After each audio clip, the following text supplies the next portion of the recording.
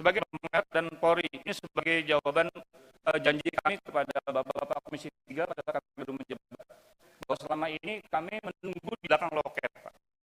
Yang daftar yang kita kasih nomor. Sekarang kita akan tiru Menteri Dalam Negeri, Pak. Bayi baru lahir sudah punya NIK.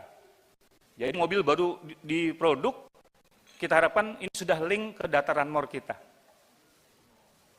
Nah, melalui faktor ini, Pak. Jadi nanti kita harapkan yang sifatnya pelayanan lambat-lambat, pakai coba-coba nomor kendaraan, moga-moga besok bapak-bapak ke dealer beli itu sudah bisa dapat nomornya. Nah, nomor yang kita ingin perjuangkan, Pak, untuk menambah PNBP, bukan dengan jual RF tadi itu. Mohon maaf kalau kami menggunakan istilah jual, Pak. Selama ini kita terkesan begitu, mengejar target. Besok kita harapkan pemerintah bisa menerbitkan satu keputusan, nomor itu bisa, contohnya saya pakai contoh mobil ini Yusri 1, Pak. Kalau dia berani bayar 500 juta untuk 5 tahun, kenapa tidak? Tapi masuk PNBP, Pak. Itu jauh lebih realistis, bebas ganjil genap kita tawarkan. Kalau namanya Yusrinya ada 16 orang yang mengajukan, kita lelang, Pak, sampai paling mahal tertinggi siapa? Masuk negara lagi, Pak.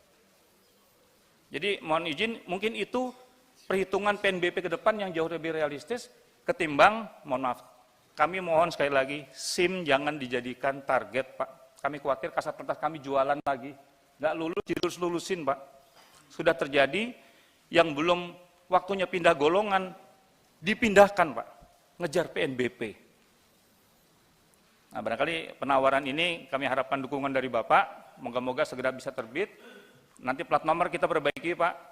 Data Ranmor kita pastikan siapa yang berminat dengan nomor-nomor tertentu, toh masuk semua ke data kita sejak diterbitkan sampai kepada pencatatan nanti apabila tercatat di ETLE. Ini menjadi solusi alternatif untuk menambah PNBP negara. Selain tadi kami upayakan dari dana tilang yang selama ini tidak tahu kemana, Pak. Siap. Kemudian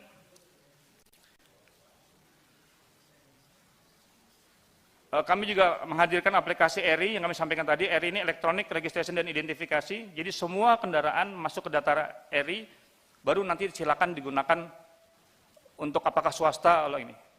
Kalau kita melihat sekarang di lapangan, Pak, banyak plat nomor yang mungkin saya tidak tahu lagi dari semua instansi mengeluarkan plat nomor masing-masing, kesekjenannya. Kami khawatir undang-undang lalu lintas tidak dijadikan acuan, Bapak. Semua pakai kewenangan masing-masing, bukan aturan lagi undang-undang lalu lintas. Akhirnya nanti Bapak pasti akan bingung ini nomor siapa, dan itu ditiru lagi oleh tukang yang bikin pinggir jalan. Nah, kami tidak bisa kontrol lagi, Pak, ini siapa. Bagi ketika dipotret sama ERI, ternyata tidak pernah terdata. Moga-moga dengan adanya e-faktur kita proaktif mencatat, penegakan hukum juga semakin tertib. Kami dengan tim Samsat Nasional sudah berjalan kepada para gubernur untuk meminta menolkan biaya balik nama, Pak.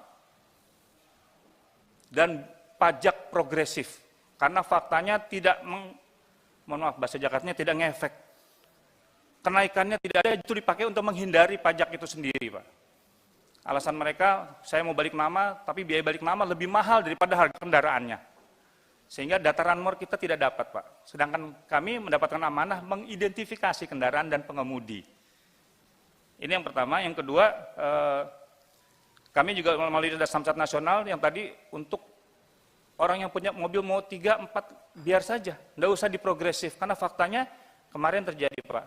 Ketika kami berbicara dengan Ibu Nike dari Pertamina untuk menghitung tentang subsidi, ada orang yang secara di catatan harus mendapat subsidi, tapi dia punya mobil Alphard. Rumahnya gubuk, Pak. Ternyata ini titipan, cuman pinjam STNK menghindari pajak progresif.